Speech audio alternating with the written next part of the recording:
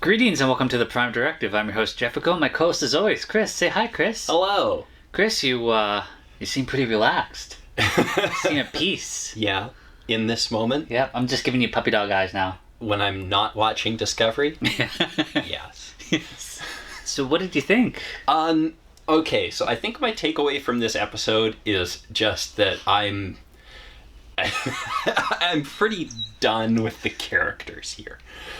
Because thinking about it, I think this was a pretty Star Trek-y episode in that just the things that happened. Like, the plot was very Star Trek-y. I got some TOS and animated vibes. Yeah, and I'm aggravated by the characters. I think it's been too much, and I don't know if I can go back. Last episode and this episode, I'm having trouble not laughing at the show and what it thinks it is and what it's doing, and I got my Obi-Wan Kenobi sock on, Chris. Yeah, that wasn't even planned. That was not on purpose. Yeah. That's no moon, Chris. That's no moon. Yeah.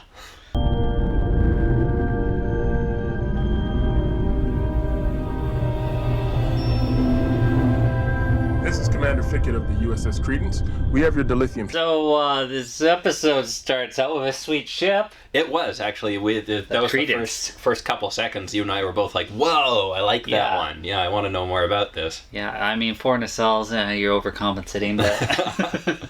Maybe it's like more dilithium efficient or something. Maybe those designs started coming up. Yeah, possibly. Please, my friend, choose to live. I'm sorry. And we see their commander get stabbed by one of those co-op Malat people. Mm-hmm. Yeah, because they're so good. Yeah. Give me your dilithium. Yeah. Space ninjas. Mm-hmm. I don't want to do this, but we didn't bring stuns. No. Yeah, we only brought swords. Yeah, so I have to kill you. Consider using a phaser. Is that illegal for them? Yeah. I don't remember what the whole co-op. I don't know. There's thing. 3 of you.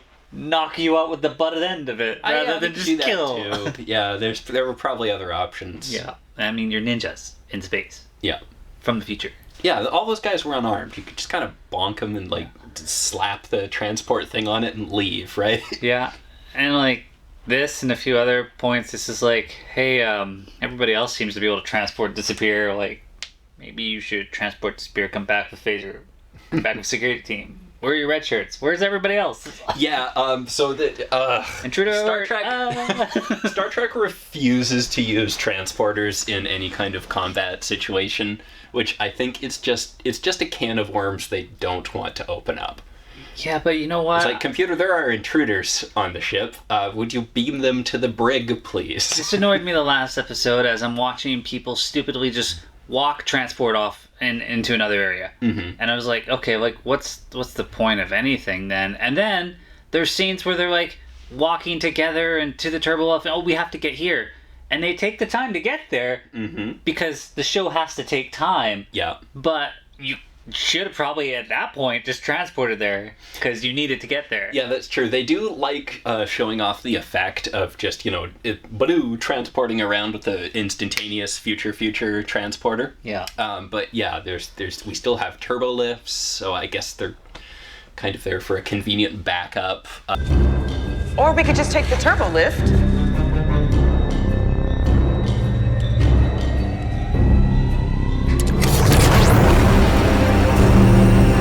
But yeah, I guess it's inconsistent. So Stamets wants to go to Navarre and talk to the Vulcan science people. Mm-hmm.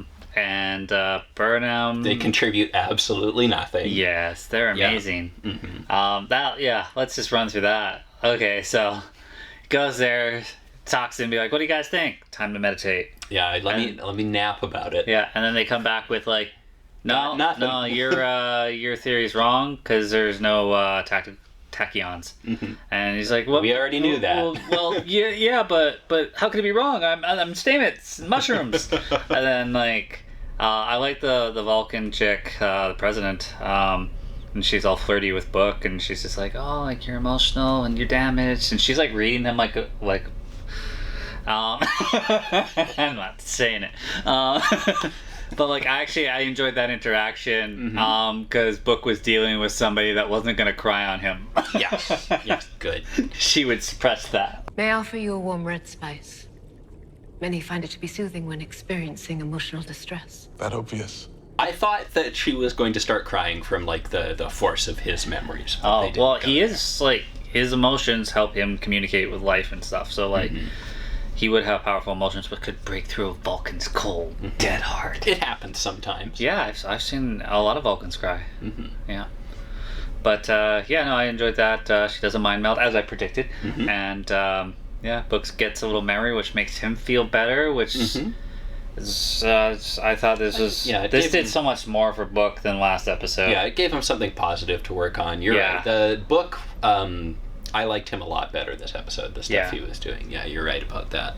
Your grief is to be expected. But your body language also expresses guilt. Illogical, as the cause of your loss was a force of nature, and as such, not your fault. The president did good. Well, I mean... I still don't... She's like, I didn't see blue sky, so there wasn't any tachyons. Well, they already knew there weren't so any it's just tachyons, but, like... Stamets just was like, I threw a dart at the tachyon wormhole idea. Yeah. And then we're going to go all the way over here, talk to these scientists about it, and be like, so it's not that. Okay, cool. All right. Let's not think of anything else. Yeah, like, they didn't no offer other theories, any please. other solutions or anything. Yeah. But... I don't understand why Stamets is on point for this, even to begin with. Like, this is not his field. He is... Okay. Let's go back to, like, season 1, and here's Stamets talk about what he's trained in. It's space mushrooms. Hey, That's what he does. Season 1, Stamets was kind of our chief engineer, too. We're just like, there isn't one, so I guess it's Stamets? If you have to pick someone from Discovery to be taking the lead on they're calling it the DMA now. Yeah. Yeah, if you have to pick someone from Discovery to take the lead on this, I think it's Tilly. I think she's more astrophysics. Yeah, I think it's Nielsen. Give her more screen time. Sure, but why is it Stamets? Why? Where's Reno, man? Why haven't seen Reno? Yeah, she would make. We are drastically missing that sarcasm. Yeah. She would make more sense. So, yeah, Burnham's mom shows up at Starfleet headquarters, and Vance is like, we need the rest of this chick. We also put trackers on our dilithium that we give for gifts. Surprisingly big trackers. Yeah. Yeah. That very, was, like, very obvious. visible. And it's just like, here, have a gift. What's that? Oh, don't worry about that. Don't worry. Bingo. Hello, little tracker. Can you power the ship down from here? I think so, but... Yeah, so Mom's gonna go there with her. First they're just like, oh, we want to deal with this. And be like, well, no, it's gonna have to be a joint thing, because, like, they killed our person. Yeah. Kind of killed one of our dudes. And, like, I don't see why the co-op Mahat should even be involved. Like, yeah, send maybe one to help fight, but, like, she was compromised on both ends, because this person was super close to them. Burnham's going, so she's super close to him. Yeah, well, it cancels itself out, right? Oh, okay. Yeah, there you go. Yeah, I didn't see any objectiveness out of her, but... And then they're just like... Burnham's like, oh, I should bring a security person with me, someone tactical. And Saru's just like, well, I'm a fucking idiot, so why don't you take Tilly, because she told me she doesn't like mac and cheese, and she sleeps with her pillow by her feet. Oh my god. Because Culber said, mix things up. It might help you find yourself. Yes, let's put you into the, like, legitimately dangerous security Chris, situation. when you feel lost, you should try sleeping with your pillow by your feet. Yes, and just going into gang territory wearing the wrong colors. That's what you should do.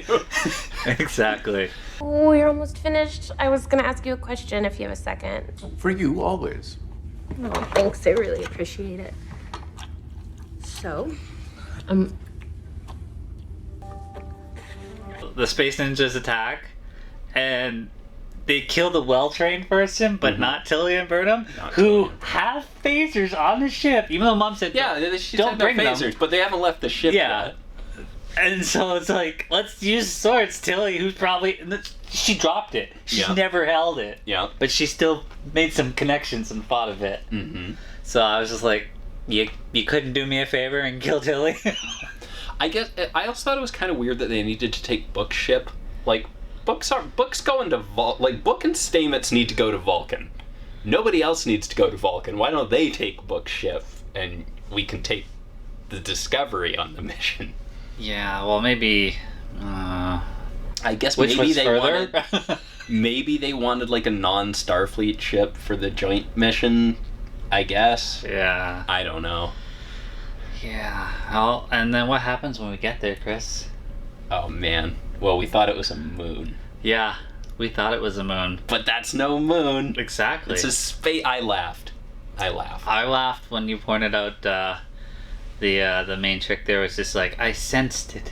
I sensed a disturbance in the force. Yeah. She's like, Star Wars now. I must pick up this lost cause of these people. Mm-hmm. I was traveling through the star system. Suddenly, I felt suffering. It was as if someone was calling out to me, begging me for help. All I had to do was turn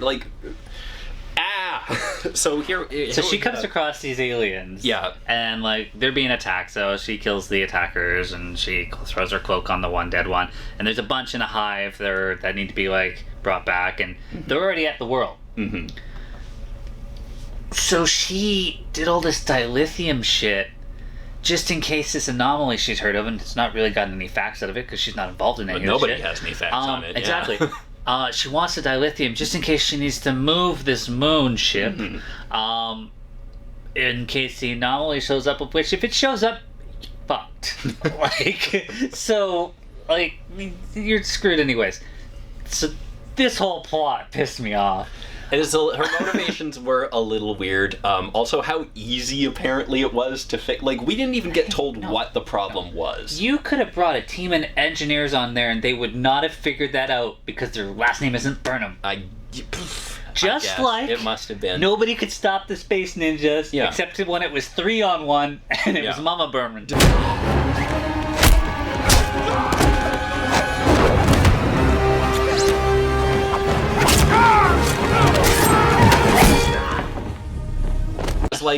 The Coat-Milage not have access to engineers and scientists?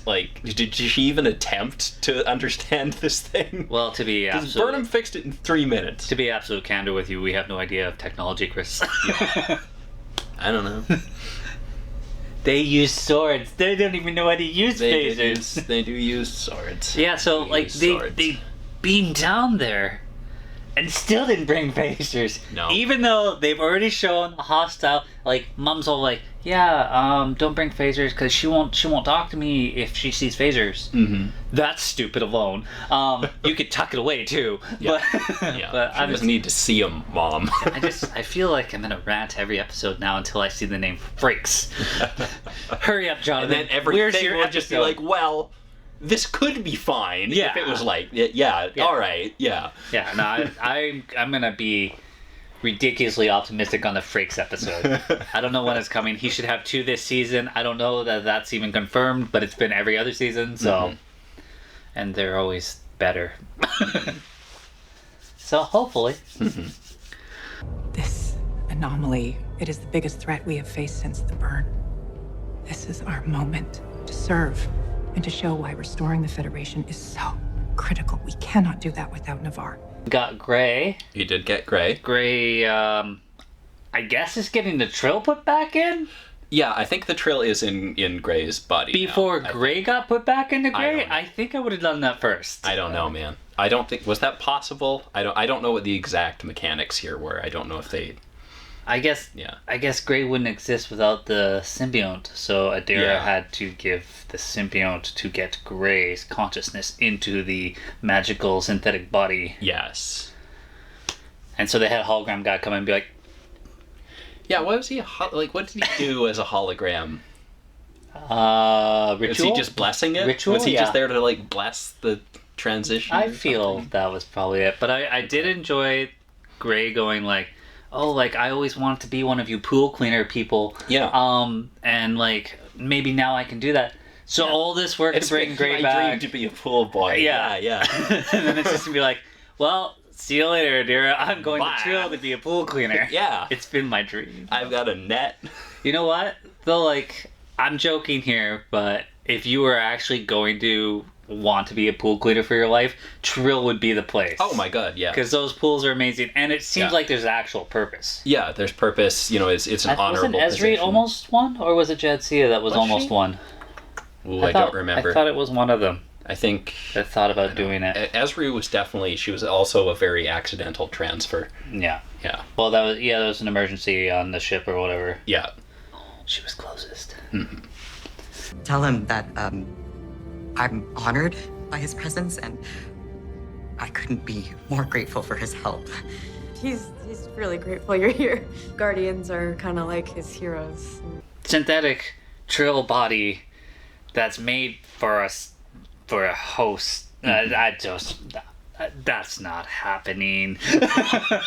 I'm sorry. Like, you want me to believe Picard consciousness, Gray consciousness, but then host a trail, whatever. It's nuts. The show is nuts.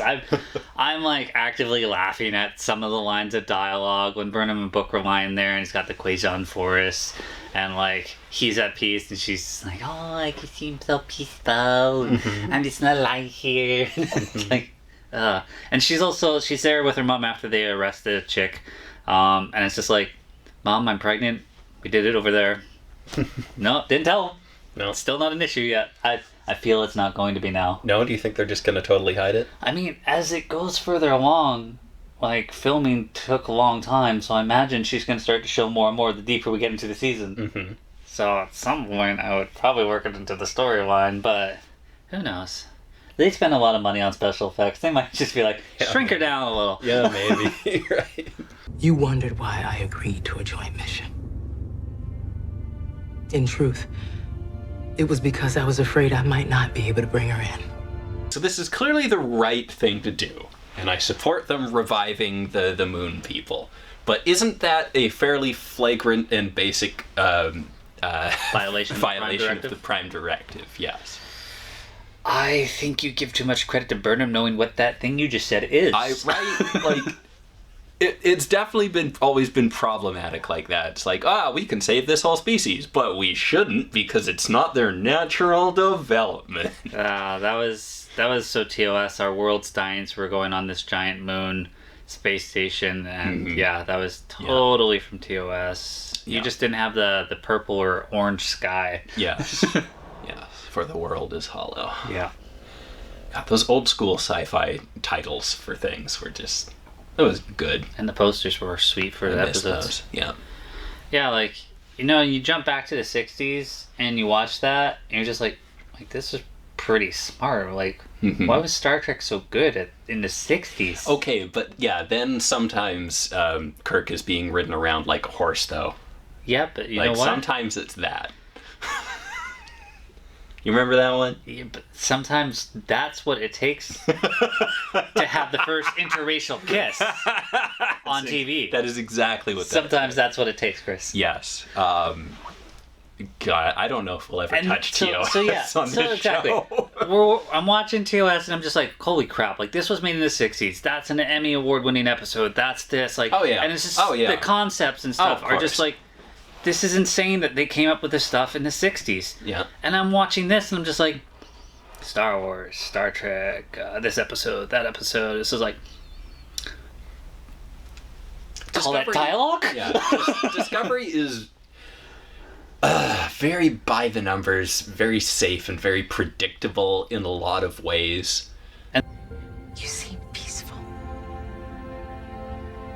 Like they're doing things that are kind of pushing boundaries. Like they're having, Adira playing a very prominent role as just a non-binary person, which is not something you really see on TV.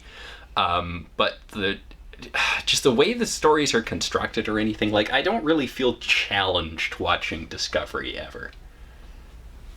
Do you think that's fair? What about the Binars? The Binars. No, they were exceptionally binary. They're the exact opposite of that. I just remember the name. The exact opposite. All right, I'll give you that. Yeah, you can say that. You could say there's a bunch of characters that we've seen. There were characters in the past like that. The agender alien that Riker was banging. Exactly. Yeah, that was definitely a thing. And yeah, those were episodes a week. But you know what? Those episodes had like the moral lesson for you to learn. Mm-hmm. And yeah, now it's just like today's agenda. Here you go. Mm-hmm. Before it was just like cool sci-fi stuff. And if you think about it, there's a thing here. Yeah. Now I got to think about this. Yeah. So basically, we're getting a Star Trek show that is more about a lead, and its quirky little friends, and we'll sprinkle in your Prime Directive when we need it. We'll have your structure of Starfleet and the Federation, the President now, but it's still a one-man show of how is Burnham going to fix this. She turned it off and on again. Yeah. She turned it off. Did you try turning it off and on again? That's usually how you fix things. I would have 3 loved minutes. this episode if that was literally her line. Yeah. She's like, you have 3 minutes to fix it. Did you try turning it off and on again? Because, damn. I found the problem.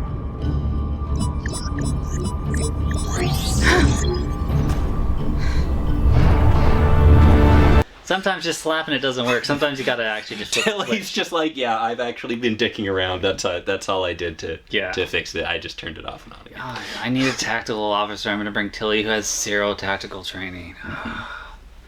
And Saru's like, I feel lost. Tilly's like, I feel lost. And it's like, poor Doctor is doing so much fucking overtime this season. we didn't get the counseling episode part. Like, it was just it was implied. just all off screen. Yeah. Tilly talking. I was like, that's good because your character's relevant, but you're getting less screen time. And to me, Cruz is one of the stronger ones. I definitely, yeah. But I still don't like the fact that we have not addressed that he is not human. We've addressed it a little bit. We don't care. Gray's a Trill now. No. Picard's not a human. Gray is not a human. He's not a Trill. They're synthetic robots. The robots are taking over. Somebody's gonna flip a switch. Someone's gonna say something that's like paradoxical, and his head's just gonna fucking blow up, and it'll be like, no.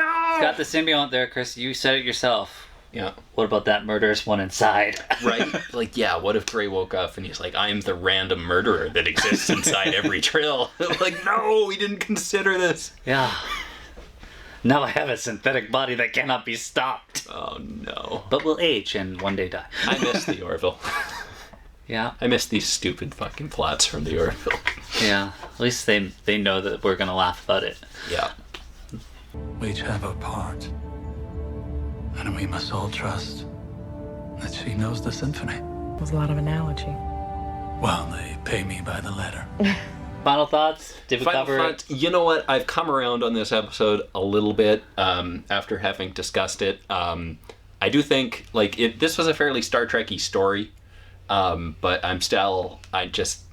these characters are extremely grating to me.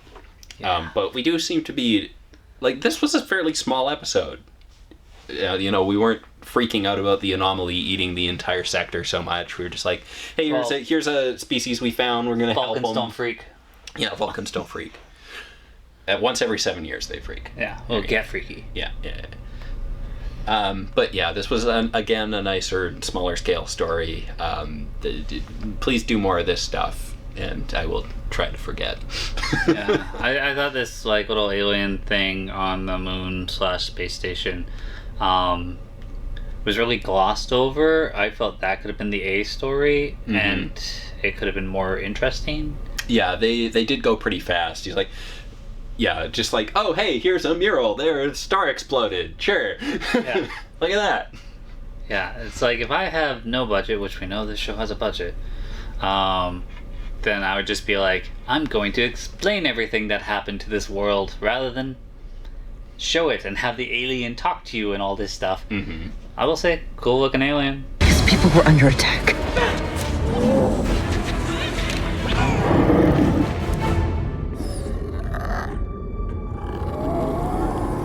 Yeah. Oh, yeah. It's great that we're getting non-humanoid things. One thing that Discovery has been. One thing that Discovery has been very good about is moving away from, oh, here's an alien species, except they're just humans with little nose wriggles or whatever. Oh, you can give them credit for that, but they've got. Oh no! Yeah, I know why. Yeah, it's because they got dollar bills, but it's good. It's a good thing to do. Everybody else is just like, oh yeah, we should do this. We should. Sorry, Jeremy. Get back in there and rewrite that. What if you put a wrinkle on their nose? Well, let's just make that a main character. Yeah, absolutely. Yeah. What if we just put some spots on their neck? I'm having fun making fun of it, laughing at it. Well, I'm waiting for that Frakes episode, to turn me around on this season. Is there a confirmed one? No. No? Okay, we just assume. I'm assuming. He's every single season. Come on. It'd be a mistake not to. But, yeah. Oh, it's, I want a Tom Paris one. Mm-hmm. We already saw that Roxanne Dawson? B'Elanna? Yeah. She directed an episode of Foundation, and it was a really good episode. Mm-hmm. So, direct some Trek. Here's another Trek one. Do it, coward. Yeah. We'll go to Stovacor. Well, as always, guys, thanks for watching. We'll see you next week. Hopefully Frakes directs it. See ya.